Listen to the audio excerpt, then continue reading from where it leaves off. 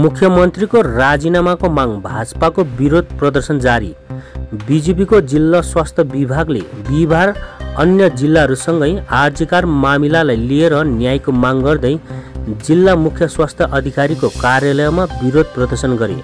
साथमा प्रमुख स्वास्थ्य अधिकृत कार्यालयको पनि उपस्थिति थियो। साथै भाजपा अध्यक्षले सार्वजनिक रूपमा राज्यकी मुख्यमन्त्री महिला भए पनि प्रत्येक पल आमा दिदीबहिनीको अपमान भइरहेको बताए भने राजीनामाको पनि माग उठाएका छन्। हेर्दै गर्नुहोस् एसीपी साहित्यको यो खबर।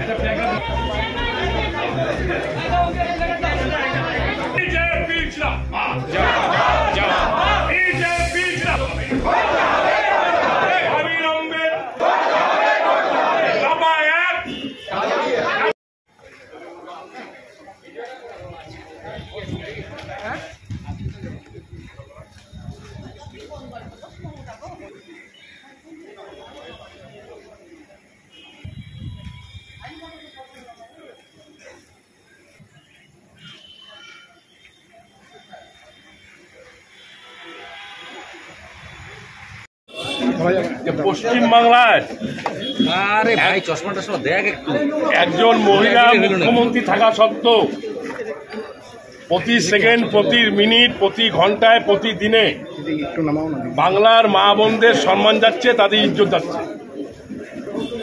যারা মানুষকে জীবন দান করে, সমাজের বুকে যারা ভগবানের পরে স্থান, সেই স্বাস্থ্যকর্মী এবং ডাক্তার দিদি দাদাদের উপর অত্যাচার হচ্ছে। আজকে মমতা ব্যানার্জি সরকার সব জানা সত্ত্বেও প্রথমে এটা আত্মহত্যা বলে প্রচার করলেন, তারপরে নাটকবাজি করবার জন্য অনেক নাটক করলেন।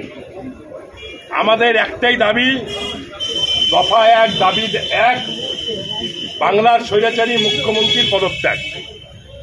তিনি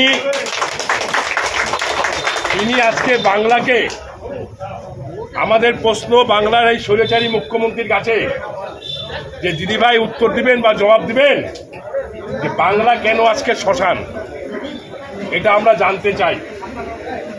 আজকে মায়ের সামনে মেয়েকে ধর্ষণ করা হচ্ছে, স্বামীর সামনে বউ অত্যাচারিত হচ্ছে, বিরোধী রাজনৈতিক দল করলে তার প্রতি পুলিশের জুলুম, মিথ্যা কেস মামলা দিয়ে তাকে অ্যারেস্ট করা হচ্ছে।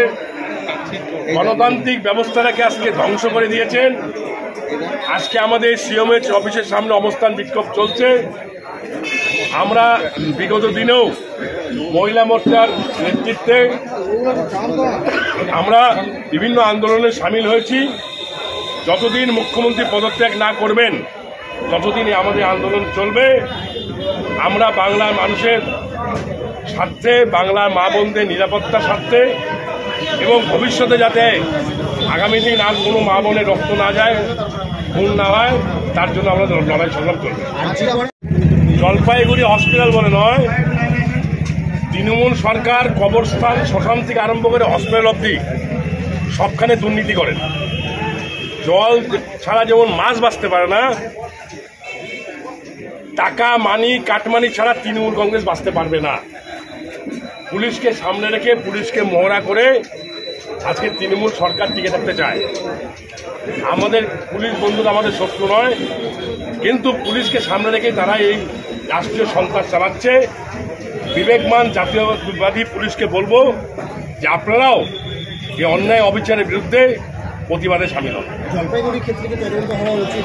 অবশ্যই জলপাইগুড়ি একজন রাঘব বোয়াল আছেন, তো জলপাইগুড়ি একজন রাঘব বোয়াল আছে যার নির্দেশে হসপিটালে একটা প্যারাসিটামল ট্যাবলেট আরম্ভ করে যাবতীয় তার অঙ্গুলি হলে হয়, ডাক্তার বদলি, নার্স বদলি, সিকিউরিটি স্টাফ নিয়োগ, ওষুধ ক্রয় বিক্রয়,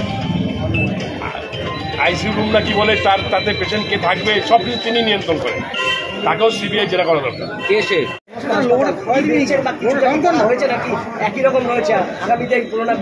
পশ্চিমবাংলার কোনো জায়গায় নিরাপদ না। আপনি আপনার বাড়িতে বন্ধু নিরাপদ না। আপনার বাড়িতে দুষ্কৃতীরা ঢুকে আপনার মা বোনকে তুলে নিয়ে যেতে পারে, আর সেখানে হসপিটাল নিরাপদ থাকবে আপনি কীভাবে ভাবেন? যদি নিরাপদ থাকতো তাহলে একটা ডাক্তার দিদি ধর্ষণ হয়ে খুন হতো না। তৃণমূল কোনোখানেই নিরাপদ বাংলা মাটিতে রাখে না। তাই আমাদের একটাই দাবি, দফা 1, স্বৈরাচারের রানী, স্বৈরাচারের শাসক মমতা দিদির পদত্যাগ। তো সময় দেখতে পারবেন।